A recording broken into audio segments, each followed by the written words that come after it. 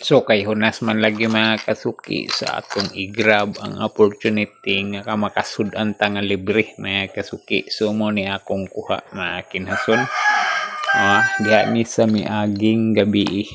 Kay gabi wala man ko makauban kay tungod lagi sa atong paningkakay sa panginabuhi.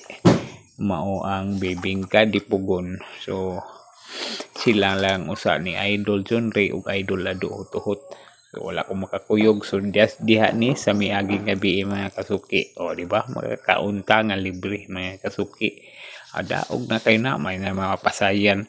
Unya na sa usa ka lambay. O di ba?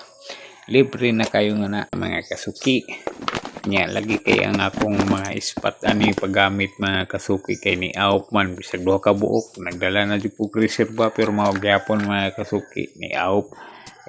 Kining mga gubaon na ning atong gigamit nga mga ispat o kining mga imitra ba dili kayo long lasting, dili ka adyo mo lahutay. So na ako ang sibot pagyud ani na nga buslot pa ang akong sige lang kog salibot pero ang ako ra ditong kuha nagbalik-balik.